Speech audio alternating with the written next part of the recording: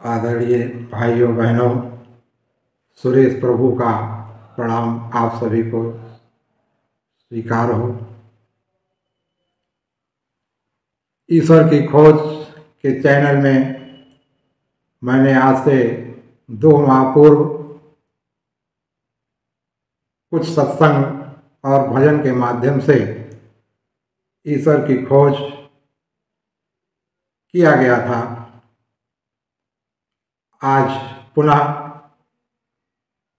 उस तरफ ही हम लोग ईश्वर को जानने के लिए, समझने के लिए और उस परमात्मा के खुशी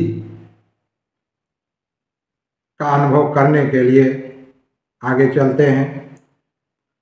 हम सारे लोगों के साथ एक ही बात है, जब हम कभी निराश होते हैं, उदास होते हैं, दुखी होते हैं, डरते हैं, भयभीत होते हैं, निराशा की तरफ जाते हैं, कृपणता की तरफ जाते हैं, तो मुझे सबसे पहले कौन याद आता है? ईश्वर की याद आती है। और हमारे बुजुर्गों ने भी समय समय पर हम लोगों के सामने जब कभी कोई दिक्कत आती थी तो मंदिर में, मस्जिद में, अपने अपने इष्ट गुरुद्वारे पर जाते रहते थे। वही हम लोग भी मानते हैं। लेकिन ईश्वर क्या नाम है, क्या नाम है, क्या उसका कोई रूप है, क्या उसका कोई रंग है, आज तक किसी ने भी जाना तो जरूर है, लेकिन किसी एक रूप में ईश्वर है ऐसा कहीं प्रमाण नहीं मिला। लेकिन मैं अनुभव कर रहा हूं कि ईश्वर का ये विराट स्वरूप संसार है, जिसमें आकाश गंगा है, जल है, प्रकृति है, मनुष्य हैं, जीव जंतु, कीट पतंगे, वनस्पतियां, औषधियां, ये तमाम तरह के दृश्य हैं और जो एक एनर्जी से ही संचालित हैं। हम लोग आज तक ज़्यादातर पद्धति यही रही, कुछ संतों ने, जैसे नामदेव ने कुत्ते में भगवान का दृश्य देखा, भगवान का रूप मान करके उनको घी लगा के रोटी खिलाने के लिए उनके पीछे भाग चले। भगवान कृष्ण ने एक कुत्ता मरा हुआ था तो उसका जो दांत चमक रहा था, सिर्फ उसको देखा। सबरी भीलन ने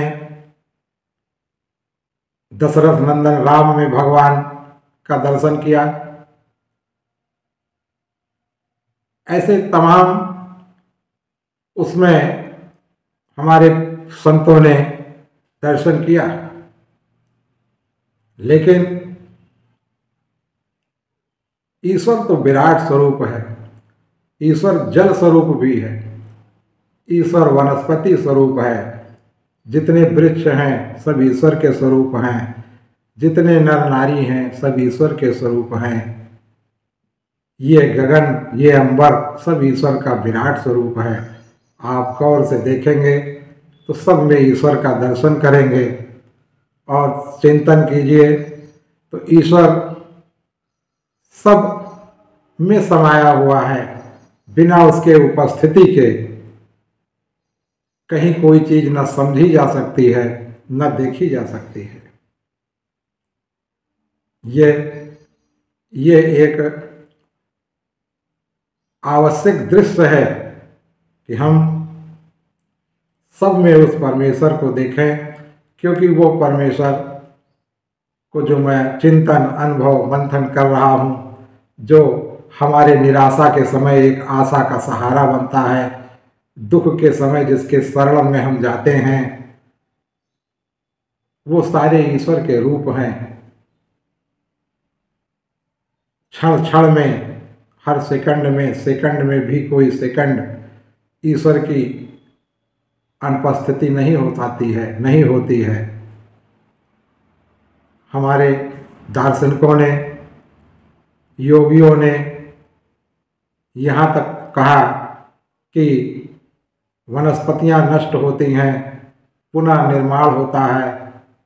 हमारे जितने जीव जंतु हैं, शरीर नष्ट होते हैं, पुनः निर्माण होता है। मनुष्य के शरीर हैं, नर नारी के शरीर हैं, जन्मते हैं, नष्ट होते हैं, लेकिन वो सत्ता जिससे सर्व संचालित है, जिसके एक बिंदु हम लोग भी हैं, वो उसी से संचालित हैं और उसी का दर्शन सब में देखें तो आपको सहज रूप से वो परमात्मा, वो प्यारे प्रभु का दर्शन होगा।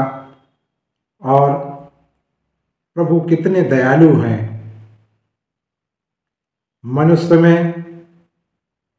मनुष्य जाति में उन्होंने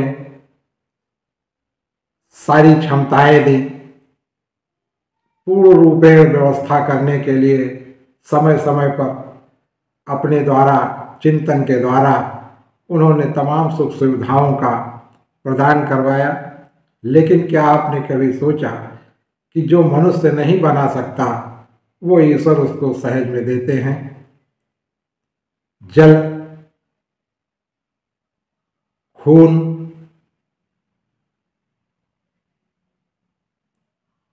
मिट्टी से खाने वाली वनस्पति, वायु, ये स्वतः प्रदत्त, सूर्य की रोशनी, रात में शीतलता के लिए चंद्रमा, तमाम सहज चीजों से जो हमारे कल्पनाओं से परे था, मनुष्य उसको नहीं बना सकता था, वो भगवान ने सहज रूप से उसको दिया। इसी तरह जितने पशु पक्षी हैं, पशु पक्षियों का यौन हमारे चिंतन के अनुसार ये सब नरक की योनियां हैं। आदमी मनुष्य जन्म में जो भी कर्म करता है, उसकी सजा इन पशु पक्षियों के रूप में मिलता है। जैसे आज हम कोई क्राइम करते हैं, कोई घटना घटित करते हैं जो हमारे समाज के लिए उपयोगी नहीं है, तो हम लोगों को जेल बना हुआ है, जेल में डाला जाता है। तो वहाँ भी जेल में डालने पर भी भोजन पानी की सुविधा, रहने की सुविधा दंड के रूप में ही सही, लेकिन ये सहज ही वहाँ पर सरकारें उपलब्ध कराती हैं। इसी प्रकार वो परमात्मा भी वो दंड देता है कर्मों के अनुसार, वनस्पतियों के रूप में, कीट पतंगों के रूप में। लेकिन उन सब के भोजन का व्यवस्था, रहने की व्यवस्था की स्मृति, उतना दिमाग, जहर नहीं खाना है, जो खाने लायक चीज है उसको सूंघने की क्षमता देते हैं। इस तरह ईश्वर उसका प्रबंध करते हैं सहज रूप से। यह परमात्मा का विराट स्वरूप है। आइए, हमने एक दिशा दिया है आपको, इस पर बराबर चिंतन करें। और मेरा ऐसा मानना है कि उस परम सत्ता से, प्रभु की सत्ता से हम लोग अवश्य जुड़ेंगे। आज बस इतना ही। हरिओम हरिओम। अगले एपिसोड में फिर मिलेंगे। जय हिंद, जय भारत।